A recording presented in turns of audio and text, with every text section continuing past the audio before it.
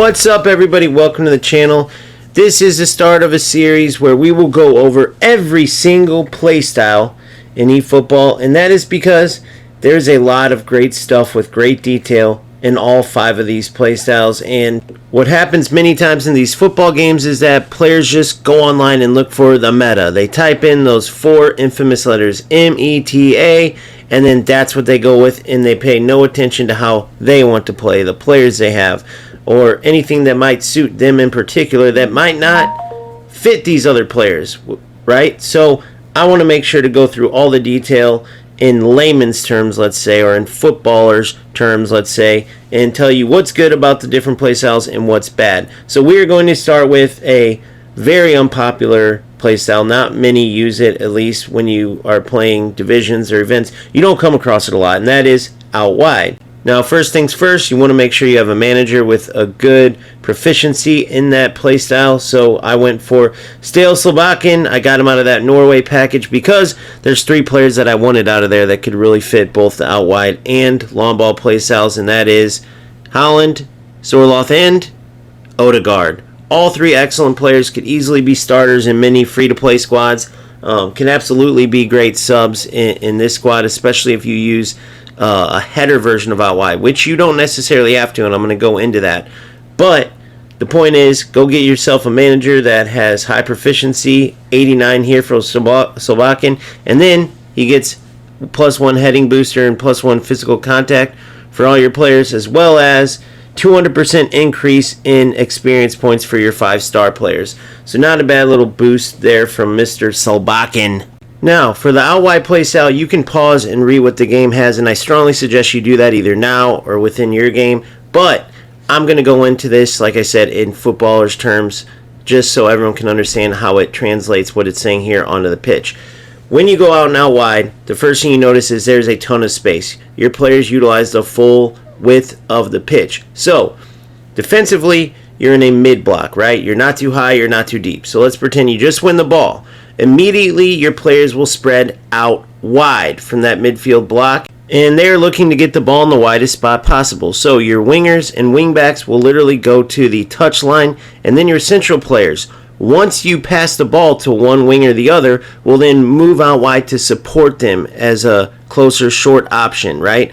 Now, what's cool about that is that you have these wingers that are spreading the opposition out, right? And then the central players are still there. So you can still absolutely play centrally, right? And then look to go out wide, or maybe even sometimes turn your defender. That's the best part about it, is it pulls the opposition all the way out, right? But the point is, if you do what the playstyle wants you to do, is you get the ball out wide to these wingers, or say you have it in the back line to your wing backs. Maybe you have an attacking back like Zanetti that's pushed up a little out wide. Once you play it out wide, those central players will cheat over to be a short passing option for whichever side the ball's on, and then you work it up from there. Now, you can either drive right up the wing, which you can do sometimes, but not all the time, because it would get very predictable. What you're going to have to do is mix in central play and switching the fields with driving it up the wing. And the whole purpose, as far as the game's concerned, is to get it all the way up to the sideline in the attacking area and cross it into your strikers. In this case, I have Holland and Kohler, so they fit this out wide playstyle perfectly. However, you don't have to only go this route, and I'm going to get into that.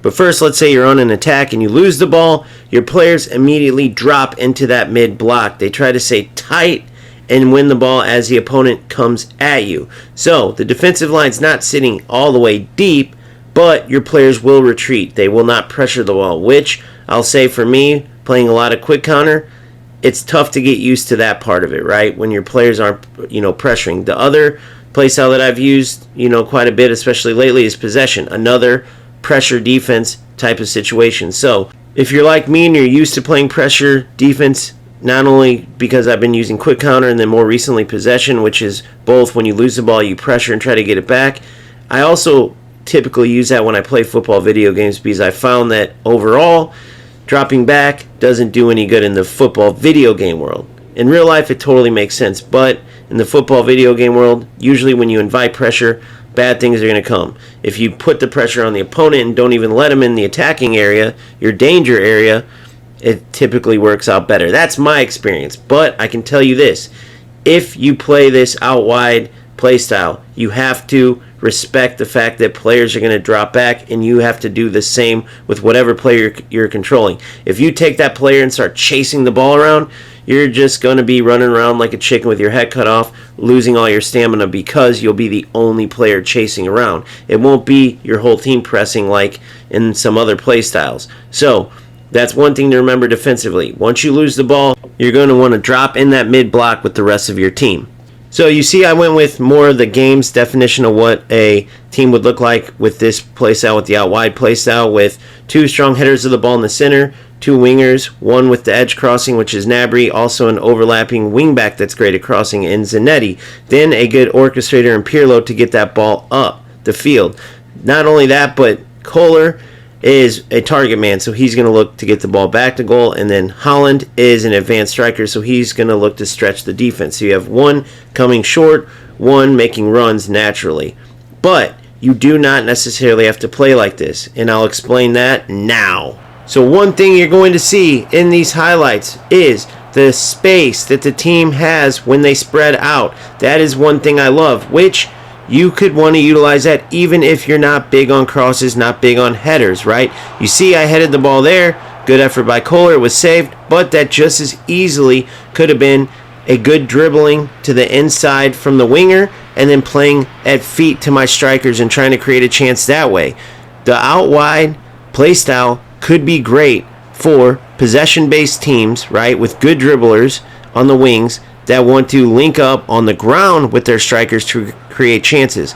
Why could it be good for that? Because you are going to isolate the opposition's defense when you push out wide. The good dribblers will help you beat those defenders that you isolate, and then you work the ball into the center either for a curling shot, maybe a David Villa blitz curler, which is something I'm interested in because I have David Villa, who is a pretty darn good dribbler, definitely who could burn some defenders one-on-one if he's isolated with them. And then you also could still have that, maybe it's a little hybrid, you still have that variation where you could cross the ball in and have a good header of the ball, but you also have these good dribblers out wide like a Cruyff who has high proficiency on the wings.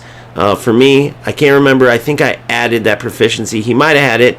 You can check out, it's the latest IX version of Cruyff.